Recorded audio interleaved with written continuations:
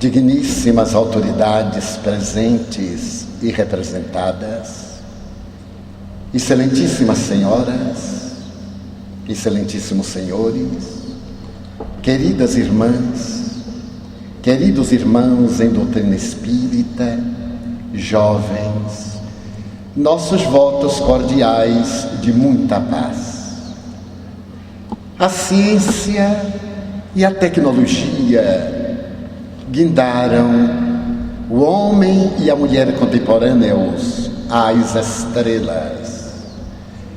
Fizeram que mergulhassem na intimidade da vida microscópica e compreendesse o milagre das micropartículas. A ciência médica vem prolongando a vilegiatura carnal do ser humano, oferecendo-lhe recursos terapêuticos dantes jamais sonhados.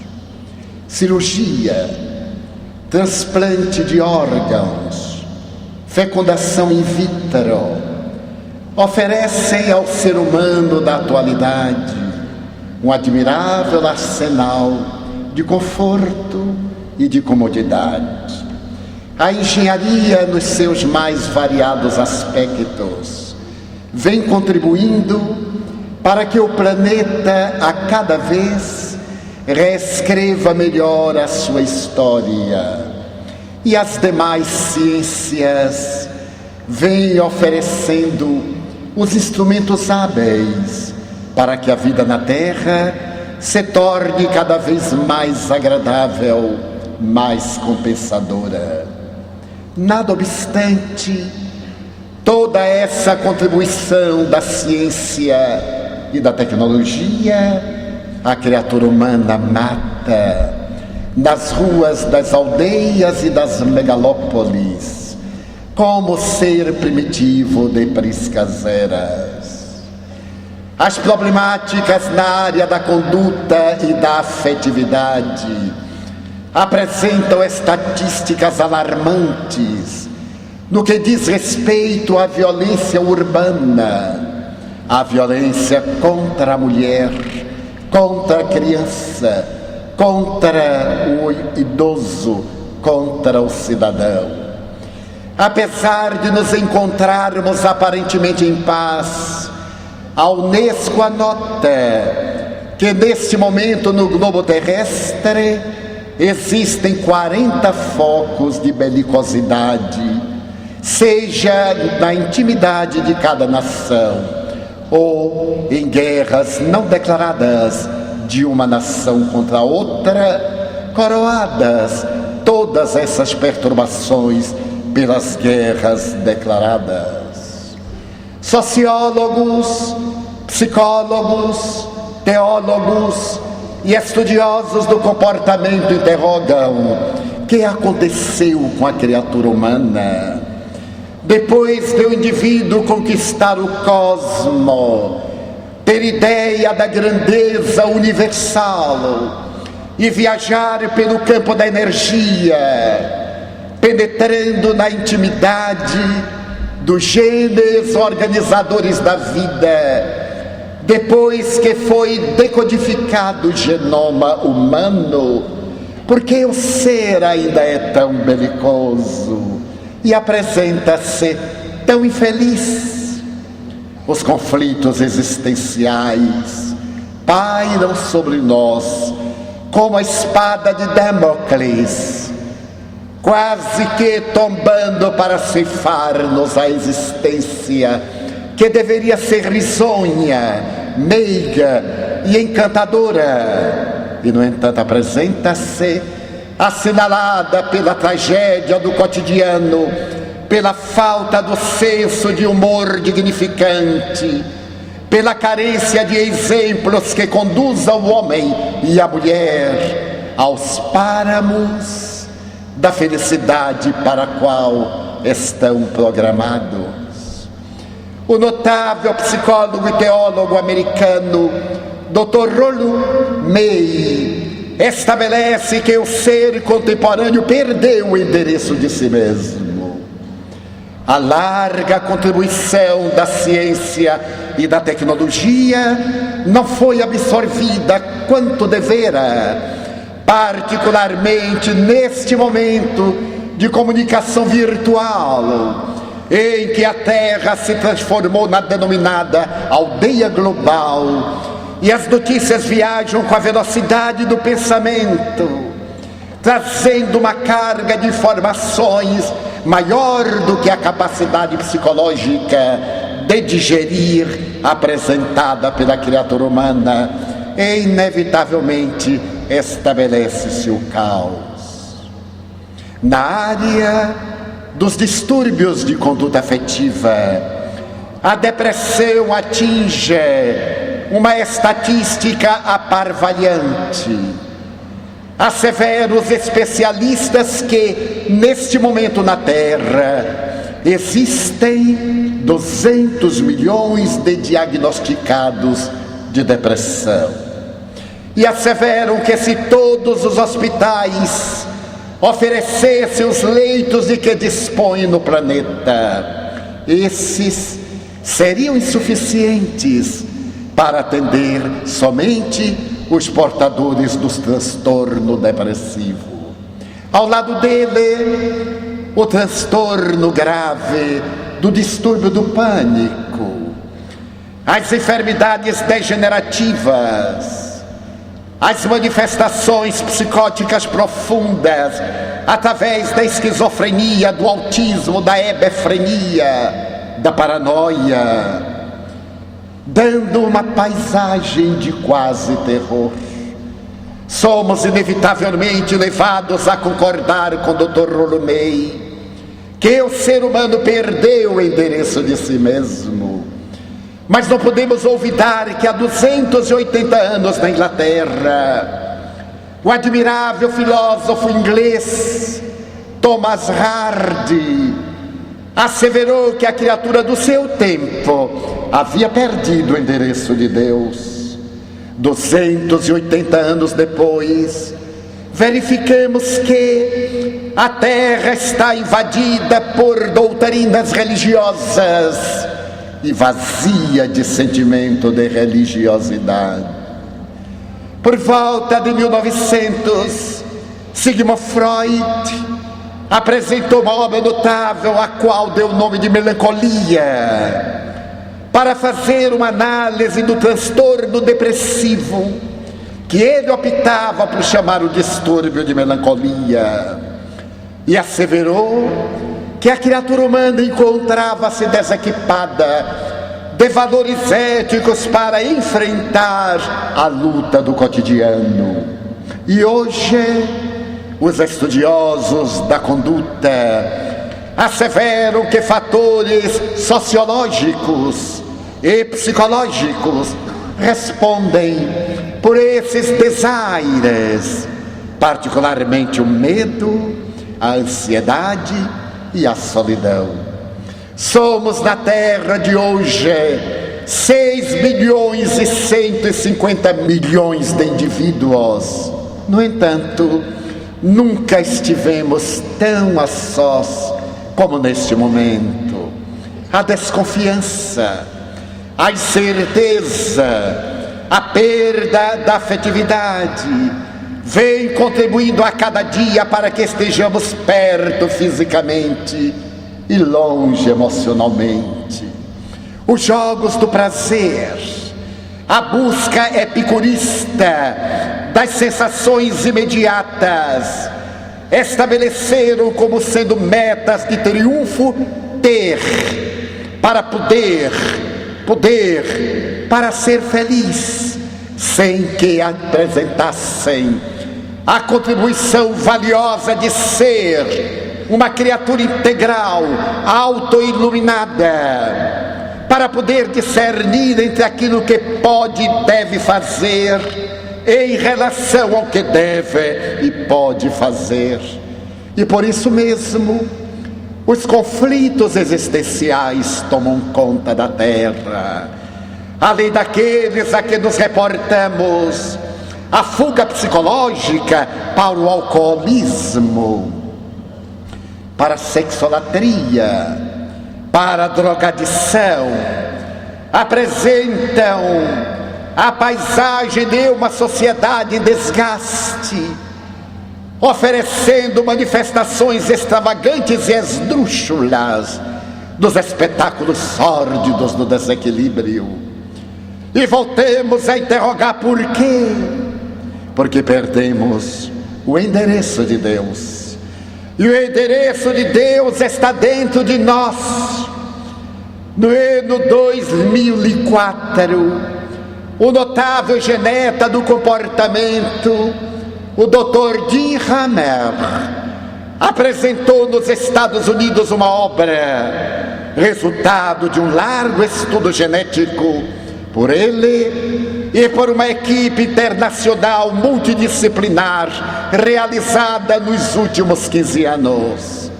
O resultado da investigação do Dr. Jim Hammer é para dizer que Deus está íncito em nós, conforme fala a filosofia platônica, o Eidos, o nosso Deus interno, conforme assevera a doutrina hinduísta, da chama divina que crepita no âmago da criatura humana. De acordo com as tradições mais longas do cristianismo, na voz do apóstolo Paulo, o Cristo interno. Essas colocações, ora filosóficas, ora teológicas, passam, a partir do Dr. Jim Hammer, a ter um caráter científico, porque foi possível, depois da decodificação do genoma humano, constatar que nós somos possuidores do gene de Deus. Esse gene é responsável pela nossa crença espontânea, natural, na causa cáusica do universo, não importando o nome que se lhe atribua. Natureza ou Eidos. A proposta de Jesus como Pai, ou a tese de Baruch Spinoza, Naturas Naturans, é secundária a denominação que se lhe dê, mas a criatura humana, que é gerada por Deus, traz no seu âmago, na condição da sua própria gênese, a divina presença, sendo que a religião, no entanto, é resultado dos fatores mesológicos, educacionais, sociais, econômicos e de conduta.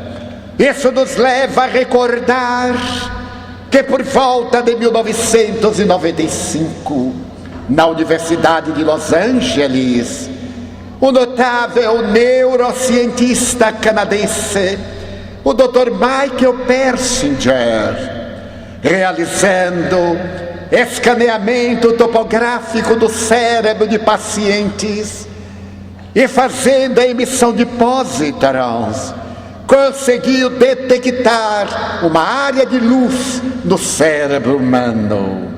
Fascinado pela descoberta, ele convidou o neurocirurgião, o notável Dr. Vilayanu Ramachandra, para que observasse essa reação cerebral. E o eminente investigador foi tomado de uma grande surpresa quando, durante os escaneamentos topográficos do cérebro, ao pronunciar o nome de Deus, essa luminescência tornava-se muito mais esplendorosa, mesmo que o nome de Deus fosse pronunciado no idioma ou no dialeto que o paciente não conhecia. Se fosse anunciado um outro qualquer substantivo, o cérebro não reagia de maneira nenhuma. Como efeito, o Dr. Ramachandran começou a denominar essa área de ponto de Deus que nós temos em nosso cérebro, onde estaria situado o ser espiritual que somos. À medida que a ideia se propagou, a notável física quântica doutora Dana Zohar, mestra que leciona na Universidade de Oxford, resolveu examinar a problemática e logo depois, verificando o resultado positivo da presença de Deus em nós, denominou essa área como sendo aquela que localiza o espírito da matéria e passou a propor uma outra inteligência, ademais daquelas já conhecidas, a inteligência intelectiva do tradicional QI, a inteligência emocional do QE para a spiritual intelligence, a inteligência espiritual, o QS, na sigla de língua inglesa, e estabeleceu que nessa área exatamente estaria vinculado o espírito à matéria, demonstrando cientificamente que a matéria não é a responsável pelo pensamento. O cérebro é o computador que decodifica a inteligência, o pensamento, a consciência, o sentimento, que são propriedades do ser espiritual. E essa proposta da doutora Dana Zohar veio naturalmente confirmar as tradições dos antigos xamãs, dos grandes profetas da Índia, quando estabeleceram que o ser espiritual estaria vinculado à matéria através de 7 fulcros, os chakras, os centros de força, sendo mais importante o chakra coronário, que seria semelhante a um lótus de 1000 pétalas. À medida que o ser se direciona para Deus, essas antenas psíquicas abrem-se para sincronizar com as forças cósmicas de onde procede o ser. É fascinante notar que o espírito André Luiz, através da mediunidade missionária do apóstolo Francisco Cândido Xavier, desencarnado há pouco, já assevera na sua obra Missionários da Luz, que a nossa glândula pineal, exatamente localizada no que hoje a doutora Dana Zohar denomina inteligência espiritual, no chakra coronário da Índia, depois de exercer as suas funções fisiológicas, manter o controle da sexualidade, encarregar-se da pigmentação, experimentam a mutação de natureza energética para transformar-se numa glândula que emite hormônios e vibrações características da paranormalidade.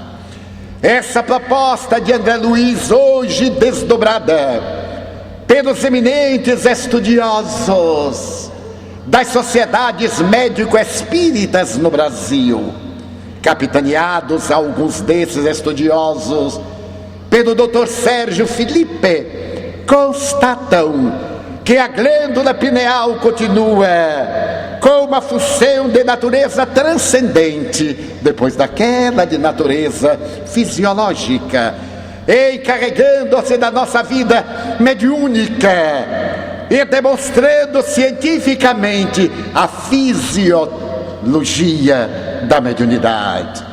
Então temos em nós a presença de Deus, e torna-se necessário que façamos uma busca interior para podermos dispor de instrumentos que nos conduzam ao enfrentamento dos nossos conflitos existenciais. O espírito Joana de Ângeles, analisando a problemática dos conflitos de natureza existencial, apoia a proposta da ciência médica na área das doutrinas psicológicas, quando diz que eles têm uma psicogênese de natureza interna ou endógena, a hereditariedade, as enfermidades infecto-contagiosas, as sequelas das enfermidades infecto-contagiosas, mas também aquela psicogênese de natureza externa ou exógena, os fatores psicossociais, socioeconômicos, as perdas que Freud denominava responsáveis por muitos transtornos de conduta, particularmente na depressão, a perda do emprego, a perda de um relacionamento, a perda de uma importância, a perda de um objeto de estimação, a perda de um ser querido pela morte. E não concordamos com Freud nesse detalhe, porque não perdemos pessoas. Pessoas morrem, desencarnam, falecem. Habitualmente, essa noção de perda, no sentido de desaparecimento, está tão embutida em nós, que no atavismo, quando desencarna alguém, do nosso relacionamento ou não, costumamos usar o verbo perder. Não poucas vezes pessoas me dizem: seu Divaldo, eu perdi um filho. E eu pergunto jovialmente: aonde? Não, ele morreu. Eu digo: então é outra coisa. Perdem-se guarda-chuvas, perdem-se bolsas, objetos. Pessoas desencarnam, porque há em nós um mecanismo inconsciente para negar a morte, para nos não referirmos à realidade da morte como que postergando esse fenômeno ele não acontecesse. A doutora Elizabeth Kübler-Ross, que fundou a ciência da tanatologia e estudou a morte de pacientes terminais por mais de 40 anos, deixando-nos um legado notável a respeito da sobrevivência, na condição de psiquiatra que era materialista, diante de cujos fenômenos da imortalidade ela mudou de opinião, deixando obras fantásticas a respeito da sobrevivência. Dizia que a cultura moderna detesta a morte, e a melhor maneira que tem para poder fugir da morte é negá-la, olvidando-se de que em cada minuto de vida biológica de um ser humano morrem, cada segundo, morrem 30 milhões de hemácias. O fenômeno da morte é tão natural, porque é um fenômeno de renascer. Em cada 15 minutos, uma sétima parte do nosso corpo cede lugar a células novas. E em cada 7 anos aproximadamente, nosso organismo é inteiramente novo, com exceção dos neurônios cerebrais, que segundo as academias tradicionais não se renovam. Quando morrem, não são substituídos. Equivale dizer que uma pessoa de 70 anos já teve 10 corpos e não notou. Graças a essas naturais transformações, até o momento quando advém a morte do tronco encefálico, a morte biológica que não encerra a vida, abrindo a porta do mundo espiritual para a imortalidade.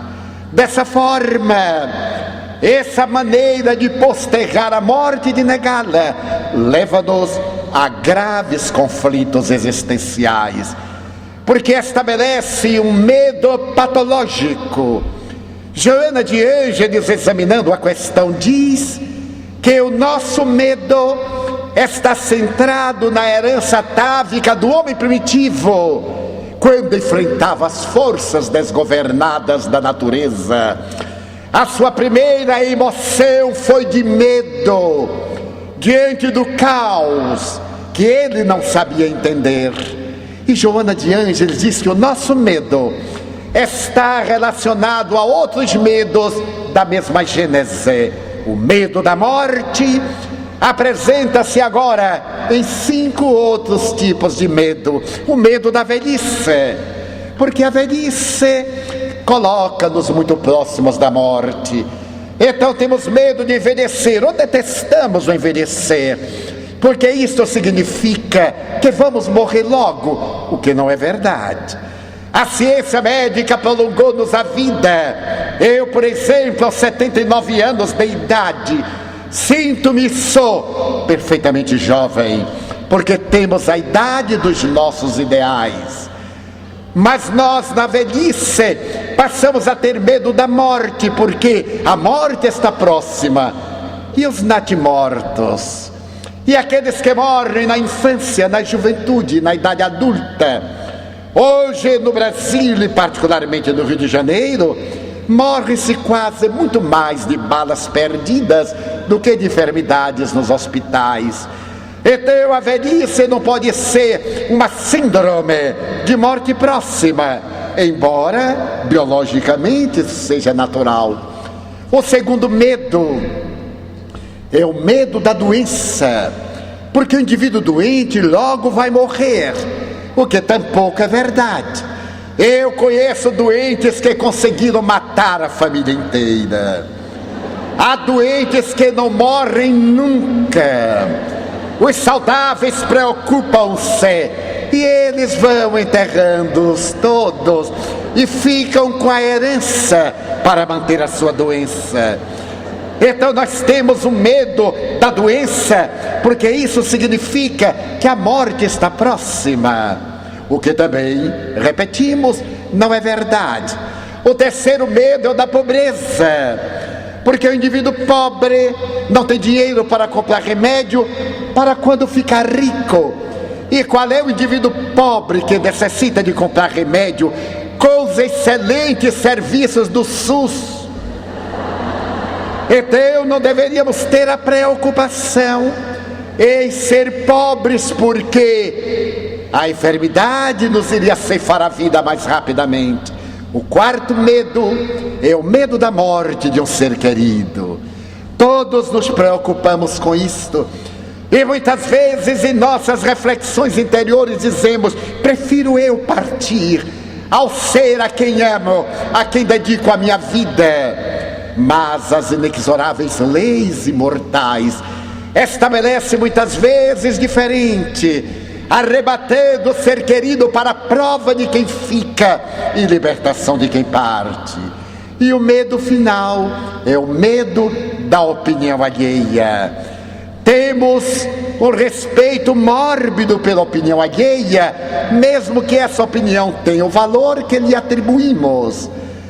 Para que possamos superar esses 5 tipos de medo, a crença na imortalidade da alma liberta-nos.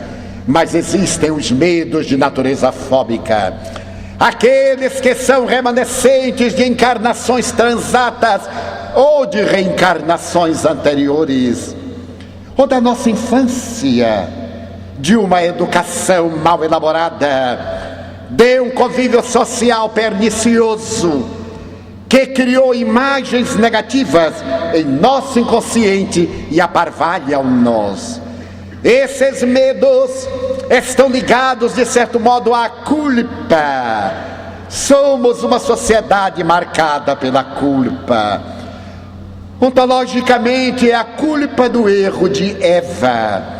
As religiões inculcaram-nos a culpa de que nós somos miseráveis descendentes de Adão. E mesmo na ciência médica, o inesquecível médico grego Galeno, quando falava dos humores, dizia que a bilis negra era uma herança do delito de Adão, quando anuiu com o desequilíbrio de Eva. Hoje a paleontologia, a antropologia demonstram-nos a nossa história ancestral.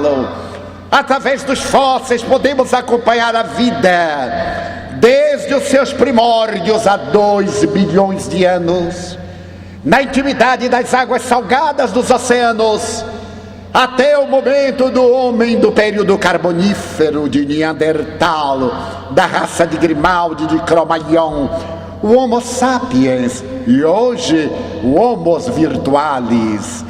Podemos acompanhar, e não há por que temos a culpa da leviandade mitológica de Eva, mas temos. E as mulheres, na grande maioria, carregam essa culpa, no que diz respeito à vivência da sua sexualidade como imunda, como pecadora. Então necessitamos de uma revisão de natureza psicológico-histórica, acabando com a culpa, como propõe o espírito Joana de Ângeles. Não somos culpados, porque o culpado deve ser punido. Somos responsáveis. Responsáveis pelos bons momentos da vida, pelo êxito, responsáveis pelos momentos infelizes, pelas ocorrências negativas e perturbadoras, devendo naturalmente reparar os nossos equívocos através da nossa recuperação moral. Vem a doutrina espírita e nos oferece a reencarnação. Através da reencarnação possuímos a metodologia pedagógica da dignificação da criatura humana. Somos o somatório das nossas experiências anteriores. Seremos o resultado das nossas experiências atuais. Felicidade desdita, pois, depende de nós. A divindade estabeleceu-nos uma meta, um determinismo, um destino, a felicidade. Atingir essa meta é resultado do nosso livre-arbítrio, da nossa opção.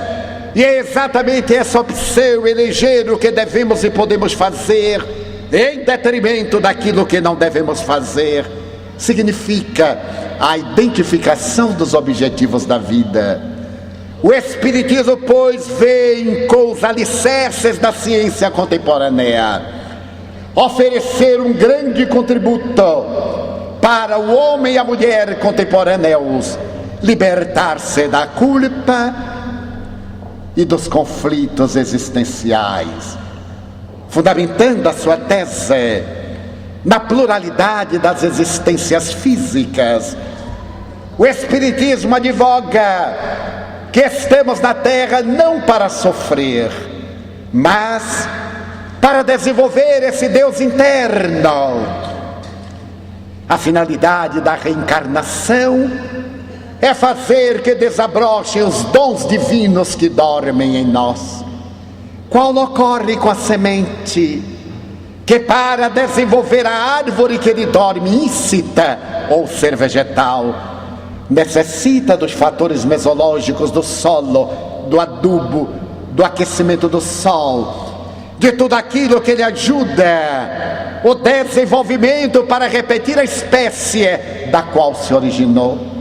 A reencarnação propicia-nos a evolução desse sentimento divino, e para podermos lográ-lo é necessário que paremos um pouco nessa rápida jornada da busca de coisa nenhuma, de valores que acumulemos e que os não podemos reter, para buscarmos, como disse Jesus, uma só coisa te é importante. Disse ele ao jovem rico, que lhe perguntou o que seria necessário para entrar no reino dos céus: vai, vende tudo que tens, dá-o aos pobres, vem, segue-me.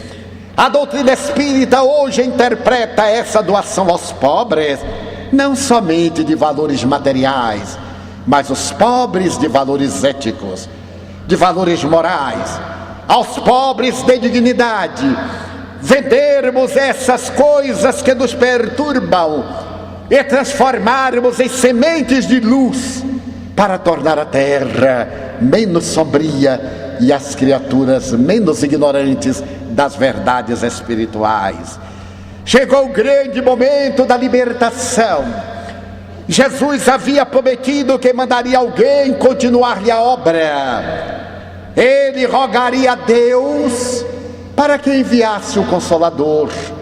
E eis que o Consolador chegou, através das vozes dos céus que arrebentaram as sepulturas e puseram-se a gritar que a vida continua. A morte é somente um engodo dos nossos parcos sentidos.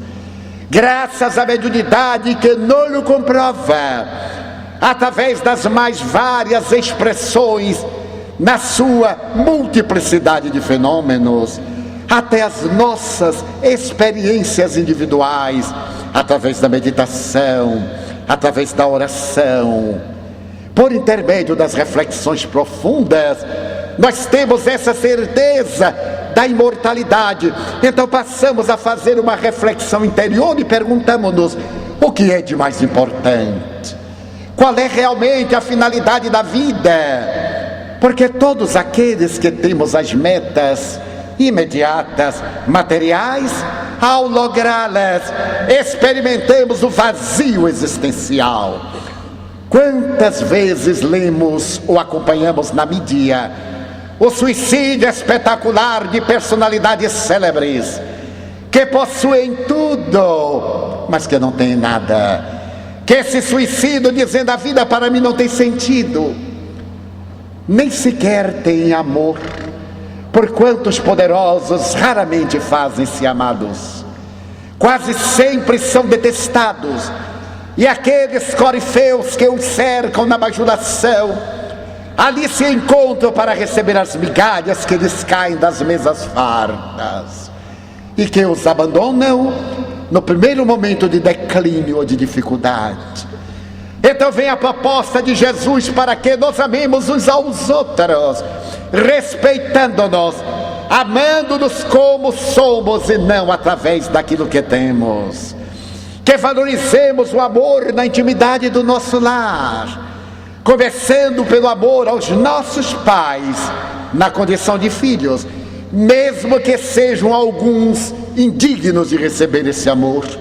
Buda costumava dizer: ama a tua mãe, ama em todas as criaturas a tua própria mãe, mesmo que ela não mereça o teu amor. O fato de haver te oferecido a oportunidade de estar na terra credencia-lhe a receber o teu amor. Ama. A proposta de Buda é perfeitamente viável no Evangelho de Jesus e hoje, nas tarefas terapêuticas. O doutor Jim Hammer, já referido, assevera que o amor é o único elixir de longa vida para proporcionar bem-estar à criatura humana. No câncer, nas cardiopatias, em determinadas enfermidades dilaceradoras, quando se ama, se produzem no organismo reações típicas de monoaminas, particularmente a dopamina, a serotonina, a noradrenalina, que nos deu vitalidade e alegria de viver, contribuindo para a nossa saúde.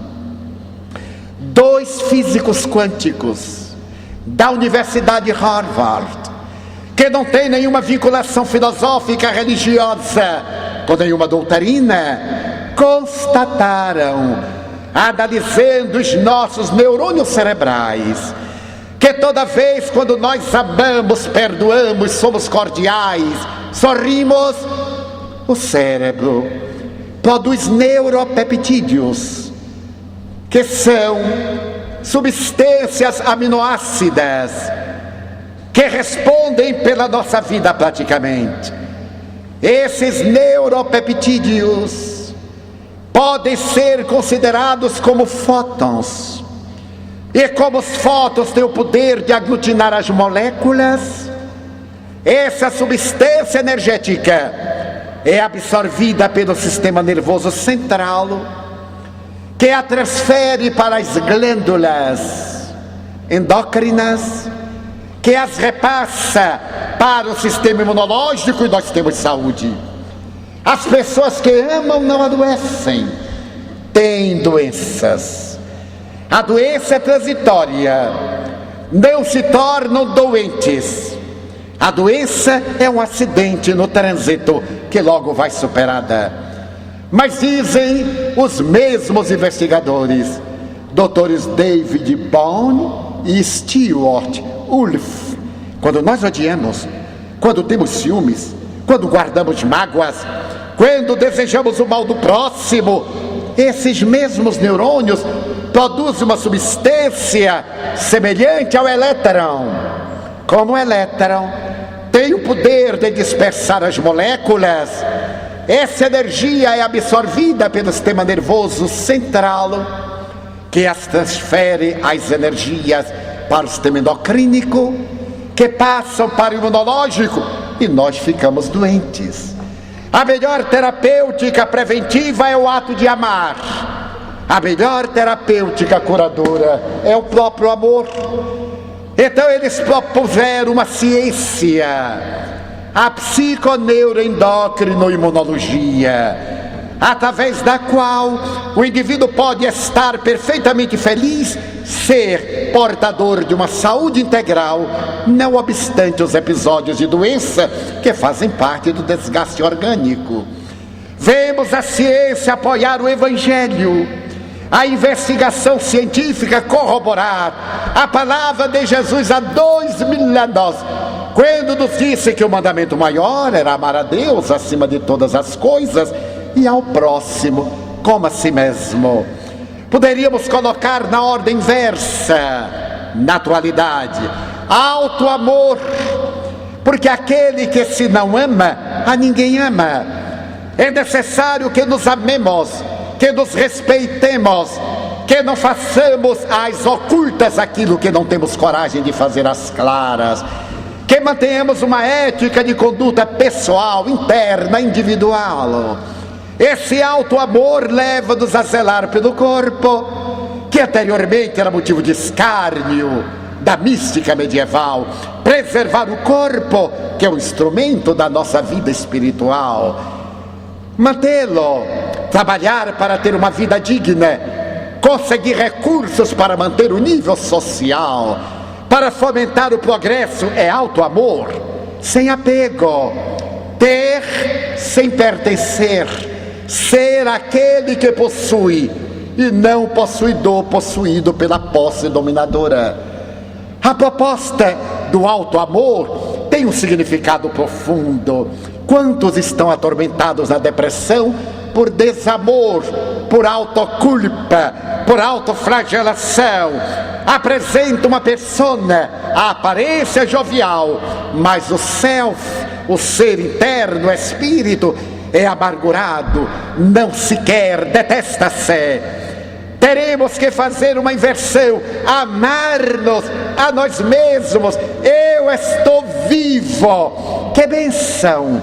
Aprendi com os espíritos, diariamente saudar o sol, quando desperto, ou saudar a neblina, ou saudar a vida em qualquer aspecto da quadra em que eu esteja. Eu digo, meu Deus, que bênção! Estou vivo na carne, porque mesmo sem ela eu continuarei vivo. E tenho alegria porque posso hoje reparar os erros que cometi ontem e prosseguir nos acertos que logrei anteriormente. Isso é uma forma de alto amor. E no momento do repouso dizer, Deus meu, vou mergulhar no sono fisiológico e não sei se recobrarei a consciência da carne amanhã. Então entrego-me às tuas mãos que sempre me dirigem e viajo nas asas do sonho na direção da imortalidade, porque nesse período voltamos à pátria espiritual em desdobramento parcial da personalidade. Então o alto amor vai fazer que nós nos respeitemos, nos estimemos, não nos entreguemos ao desalento, ao desconforto moral, não nos autossupliciemos. Tenho vários amigos, é natural numa vida longa, e alguns pessimistas crônicos que adoram ser infelizes. Sempre me dizem, Nivaldo, você tem uma vida regalada, você não sofre nada. E digo, de fato, a começar pela minha aposentadoria, eu sou aposentado do INSS, já é uma felicidade. Depois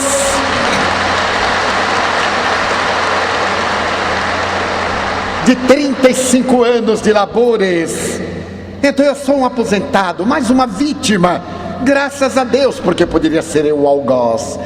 E esses amigos sempre me dizem, sempre que eu tenho qualquer coisa, uma outra má me acontece. E uma amiga me dizia, eu não rio nunca, E por que não? Porque sempre que eu sorrio, logo depois me acontece uma desgraça. Eu disse-lhe: sorria, e quando a desgraça chegar, fique desgraçada. Cada coisa no seu devido momento.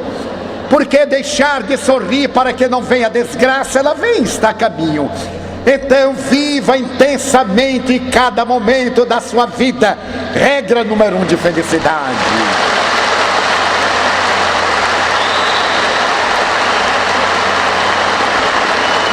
Uma outra amiga, quando eu exercia a função autárquica num velho Instituto de Previdência, chegava até mim diariamente com aquele semblante de quarta-feira de cinzas, o cabelo partido ao meio, pálida, sem pintura, e me perguntava com uma voz patética: Divaldo, como é que eu estou hoje? Eu é que sabia como é que ela estava. Eu sorria jovial e dizia-lhe: mas está ótima. Sabe que esse penteado cai-lhe muito bem. Eu, se fosse você, colocaria um pouquinho de rouge. Imagine quantos anos tem isso. Um pouquinho de rouge, de batom, e ficava mais alegre. Não, você não sabe a minha vida. E eu me impus a tarefa de arrancá-la daquele labor de autopunição. Diariamente ela perguntava e eu assessorava com boas palavras. Mas um dia eu também não estava bem. Aconteceu, ela chegou-se até mim e perguntou: Divaldo, como estou hoje? Péssima, horrorosa. Como é que você pode achar namorado com uma cara desta? Pelo amor de Deus. Ela disse: nossa, você está pior do que eu. Ficou boa. Nunca mais ela me perguntou. Foi um tratamento cirúrgico. Vamos mudar a nossa atitude de autopiedade. Nós não merecemos compaixão, nós merecemos amor. Estamos na terra para amar e para ser amados. Nada de carregarmos a cruz invisível da infelicidade. Aprendemos a encontrar felicidade nas primeiras coisas, em um raio de sol, no desabrochar de uma flor, no sorriso de uma criança, na experiência da senectude, na alegria da vida que és tua. E a vida muda-se. Depois deste alto amor, nós passamos a amar o próximo. E por quê? Porque compreendemos que o próximo tem os mesmos problemas nossos, que ele é uma cópia mais ou menos parecida daquilo que a nossa vida se transformou. Teremos facilidade de desculpá-lo, porque se nós nos encontramos em erro a cada momento, por que esperamos que ele também não tenha os seus erros? Se ele não gosta de nós, compreendamos, porque nós também não gostamos de muita gente. Quanta gente nos é antipática. É natural que sejamos antipáticos a alguém. No ano passado, um amigo por quem eu tinha certo respeito, por fim teve uma catarse comigo.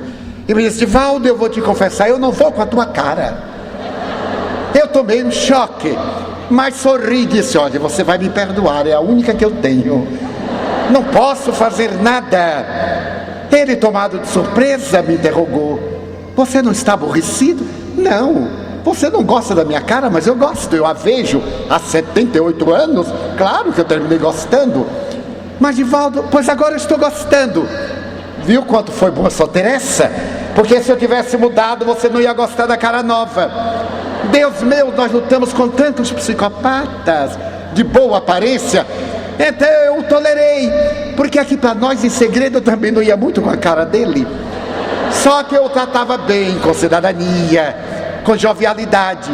E sabendo que ele não era simpatizante da minha cara, eu entendi e passei a gostar dele. É o mundo dos contrastes. Nós passamos a amar o nosso próximo e por consequência amaremos a Deus. A psicologia de Jesus é tão notável que ele disse: se vós não amardes ao que vedes, como amareis a meu Pai a quem nunca vistes? Como podemos amar a um conceito de natureza universal, total, nós que não compreendemos os limites, nem as questões parciais? Como amar a Deus abstrato, entre aspas, este notável oceano de energia, se não somos capazes de amar o nosso próximo? Então a grande receita contra conflitos existenciais é começarmos pelo alto amor, não tendo piedade de nós, nem admitindo que tenham piedade de nós. Despertemos esse sentimento de proporcionar a todos algo de bom. Joana de Ângeles Espírito disse: meu filho, nunca deixes que ninguém saia da tua companhia sem levar algo de bom que tu possas oferecer. E se nada tiveres de momento, um sorriso, uma palavra gentil, um aperto de mão. Certo dia recebi uma lição no Rio de Janeiro que me despertou para detalhes da vida. Tratava-se de uma solenidade após a qual eu estava autografando livros e havia uma fila intermina. Eu houvera chegado 2 horas antes para oferecer a conferência, já estava atendendo a fila 3 horas, e então perguntei de uma maneira cifrada a um dos meus amigos: qual é o ritmo da música? Ele disse: olha, Edivaldo, compasso 2x2. Quis dizer, a fila está muito grande. Se a fila estivesse pequena, era 4x16, bem devagar. Então eu comecei a acelerar. Subitamente parou diante de mim uma senhora, e quando eu estava assinando o livro, ela me disse, com certo ressentimento: pelo menos olhe-me. Eu levantei a cabeça e ela disse: eu entrei na fila para ver o senhor de perto, não para assinar livro, e o senhor nem me olha. Eu caí em mim, segurei-lhe a mão e disse-lhe: perdoe-me. Realmente, eu estava agora na velocidade do Rio de Janeiro, tudo é tão rápido que perdi o contato humano. Agradeço a senhora por ter me advertido. Ele disse: mas como? Eu digo: sim, senhora. Se a pessoa não me diz nada, eu penso que está tudo bem. A mediunidade não me leva a saber de coisas que eu mesmo posso descobrir. Quanto eu lhe agradeço. Apertei-lhe a mão e perguntei: então, que tal de perto? Ela disse: é melhor do que de longe. Eu disse: graças a Deus. Então já sabe, o auditório todo pode passar na fila para ver de perto.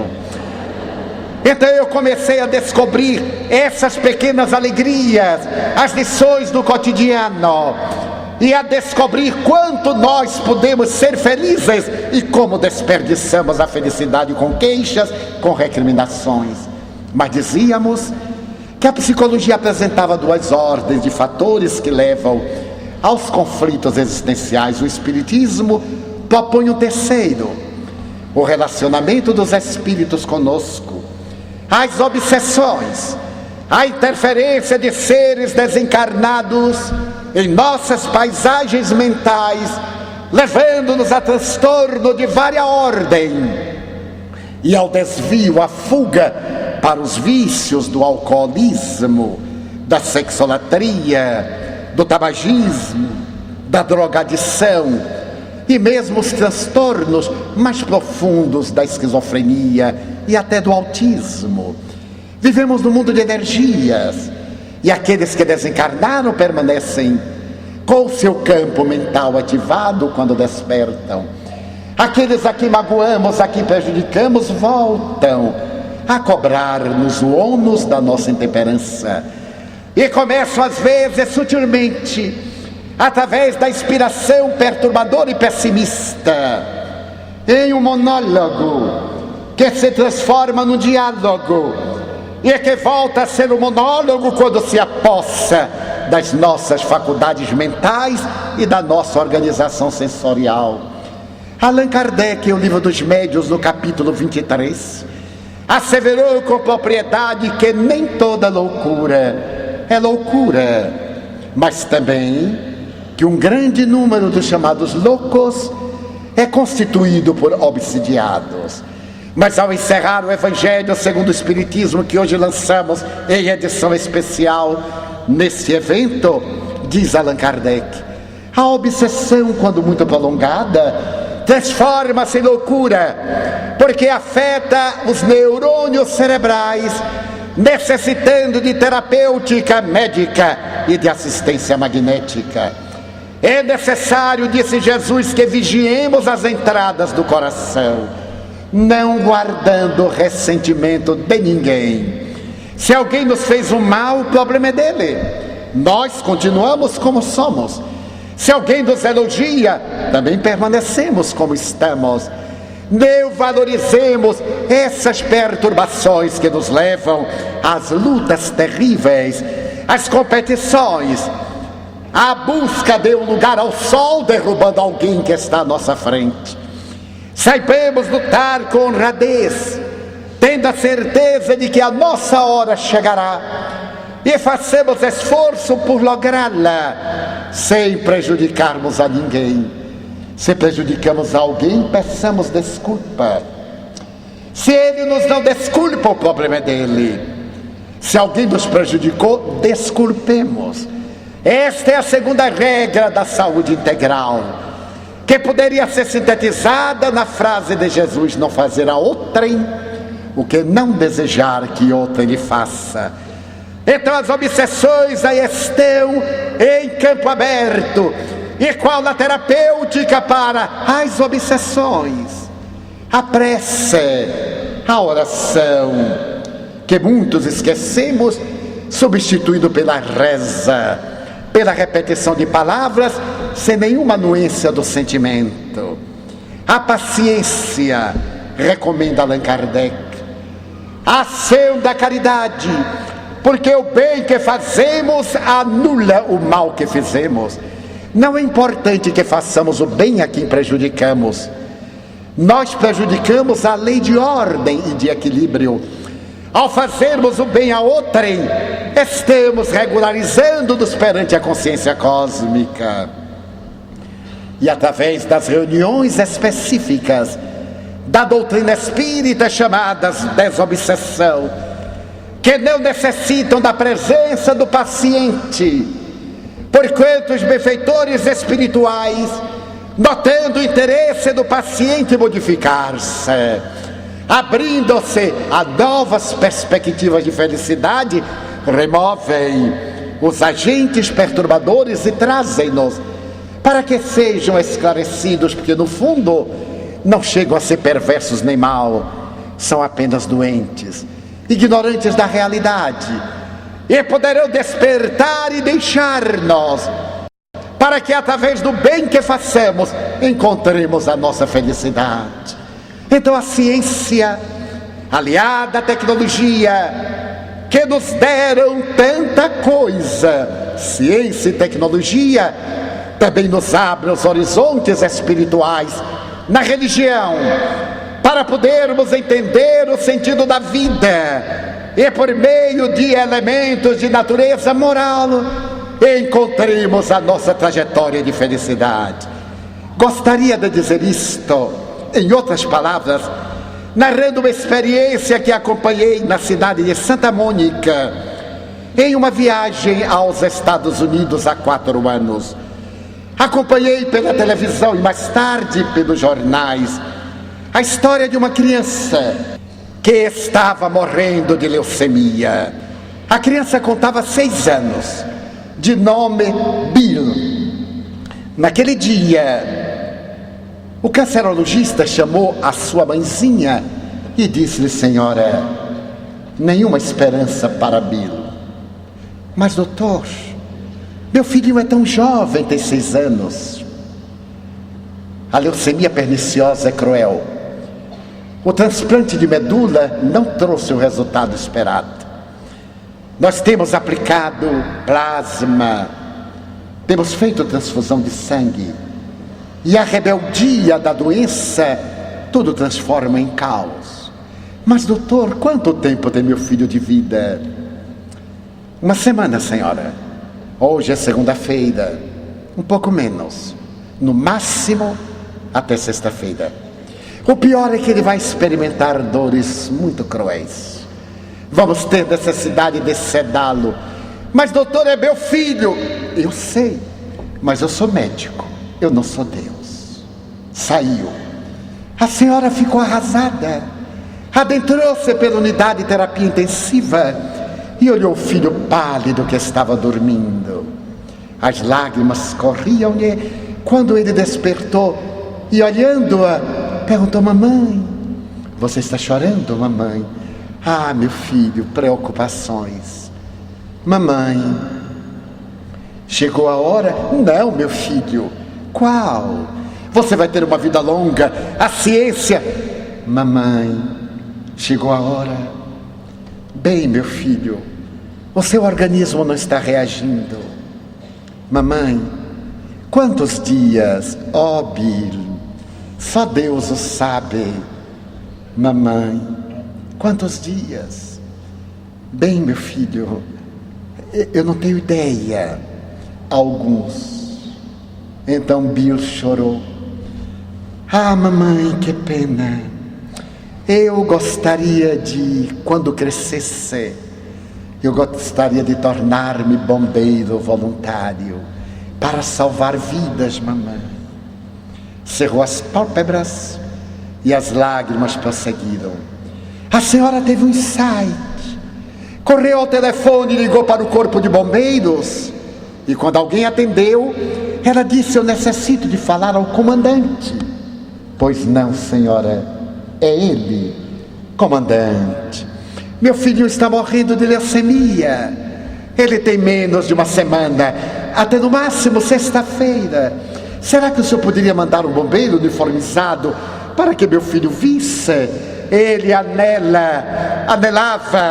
ele gostaria de ser bombeiro voluntário quando crescesse. E do outro lado, o comandante disse: senhora, eu poderei fazer muito mais. Ó, comandante, o que é que o senhor pode fazer muito mais? Posso torná-lo bombeiro voluntário.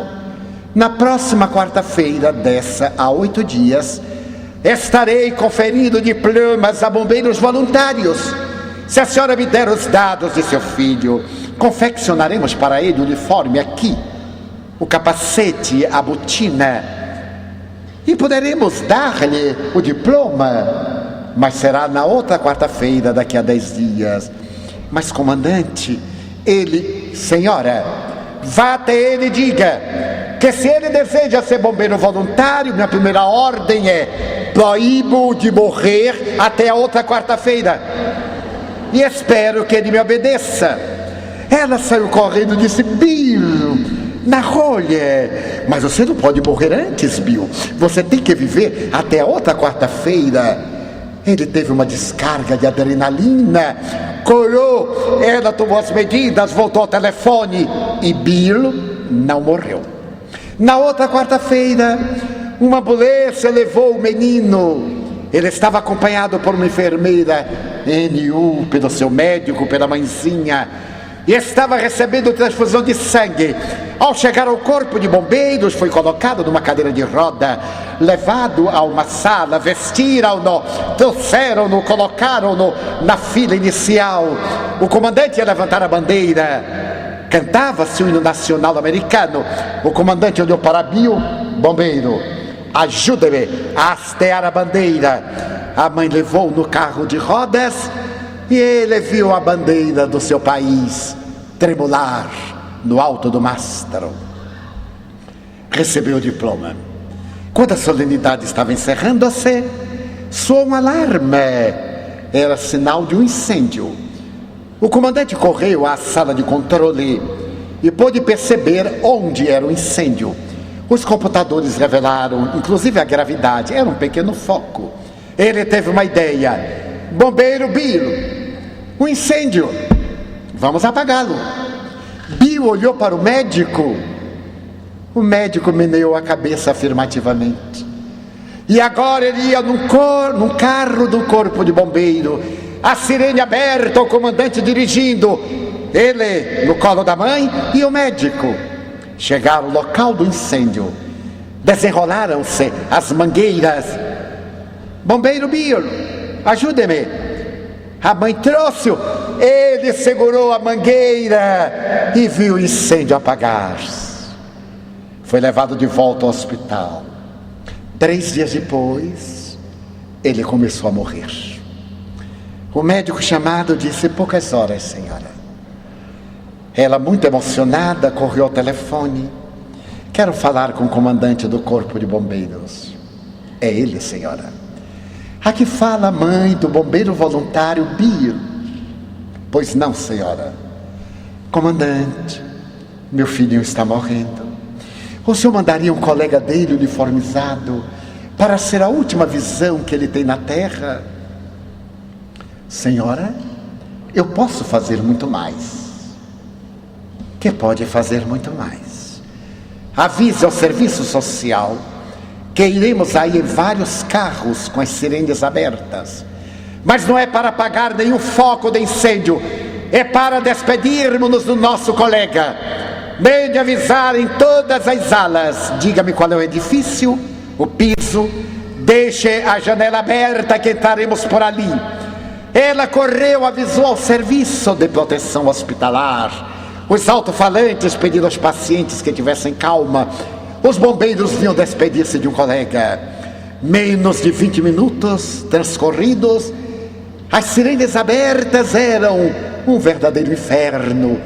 Uma escada Magiros caiu no peitoril da janela. E à frente vinha o comandante com a machadeta, 11 bombeiros voluntários e um corneteiro.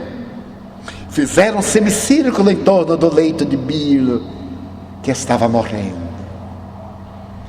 O comandante olhou para ele e disse-lhe: bombeiro Bill, a sua missão na terra está encerrada.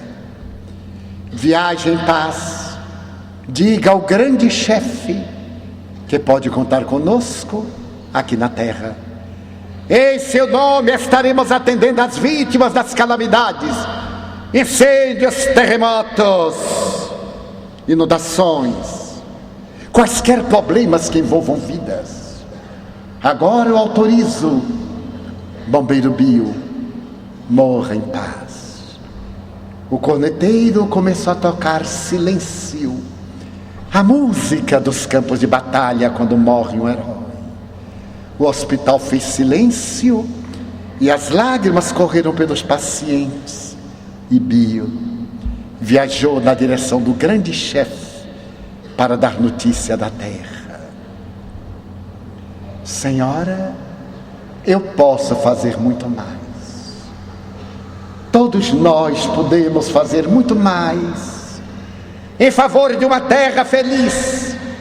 O Evangelho disse: alguém te pedir a manta, dá-lhe também a capa. Se pedir-te para marchar 1000 passos, vai 2000. Seja você aquele que faz algo mais. Deus somente o essencial. Que todos nós façamos algo mais, começando por nós, abandonando a queixa, a recriminação, o pessimismo, o mau humor, e abençoando a vida para dizer: meu Deus, eu quero dizer-te que eu amo a vida, que para mim é bela e é consentida. Muito obrigado, Senhor, por tudo que me deste, pelo que me dás, pelo ar, pelo pão, pela paz. Muito obrigado pela beleza que os meus olhos veem no altar da natureza. Olhos que fitam o céu, a terra e o mar, que acompanham a ave ligeira que voa fagueira pelo céu de anil e se detém na terra verde salpicada de flores em tonalidades 1000. Muito obrigado, Senhor, porque eu posso ver meu amor, mas diante da minha visão pelos cegos eu formulo uma oração, porque eu sei que depois desta vida, na outra lida, eles também enxergarão. Muito obrigado pelos ouvidos meus, que me foram dados por Deus, ouvidos que ouvem a música do povo que desce do morro da praça a cantar, a melodia dos imortais, que se ouve uma vez e não se esquece nunca mais. A voz melodiosa, canora, melancólica do boiadeiro, e a dor que geme e que chora no coração do mundo inteiro. Pela minha faculdade de ouvir, pelos surdos eu te quero pedir, porque eu sei que depois desta dor do teu reino de amor voltarão a ouvir. Obrigado pela minha voz, mas também pela sua voz, pela voz que ama, que canta, que alfabetiza, que ilumina, que legisla, que trauteia uma canção que o teu nome profere com sentido emoção. diante da minha melodia. Eu quero rogar pelos que sofrem de afasia. Eles não cantam de noite, eles não falam de dia. Oro por eles, porque eu sei que depois desta prova, na vida nova, eles cantarão. Obrigado pelas minhas mãos, pelas suas mãos, mãos que aram, mãos que trabalham, mãos que apertam mãos, mãos dos adeuses, que limpam feridas, que enxugam lágrimas e suores das vidas, pelas mãos de sinfonias, pelas mãos de cirurgias, de poesias, de psicografias, pelas mãos da caridade e da solidariedade, pelas mãos que atendem a velhice, a dor, o desamor, pelas mãos que no seio embalam o corpo de um filho alheio, sem receio, e pelos pés que me levam a andar, sem reclamar. Muito obrigado, Senhor, porque me posso movimentar diante do meu corpo perfeito. Eu vejo aqueles que eu tenho amputado, marcado, paralisado, que não se podem movimentar, e eu oro por eles, porque eu sei que depois desta expiação, na outra reencarnação, eles também bailarão. Muito obrigado, por fim, pelo meu lar. Não é importante que esse lar seja um apartamento de luxo, um triplex, uma mansão, uma casa no caminho, um ninho, numa favela, seja o que for, mas que dentro dele haja a presença do amor. Amor de mãe, ou de pai, de mulher, ou de marido, de filho, ou de irmão. A presença de um amigo, alguém que me dê a mão, pelo menos a companhia de um cão, porque é muito triste viver na solidão. Mas se eu a ninguém tiver para me amar, nem um teto para me agasalhar, nem aí reclamarei, porque, pelo contrário, eu cantarei. Obrigado, Senhor, porque eu nasci. Obrigado, Senhor, porque eu creio em Ti, pelo Teu amor. Obrigado, Senhor, pela Sua atenção. Muito obrigado, senhores.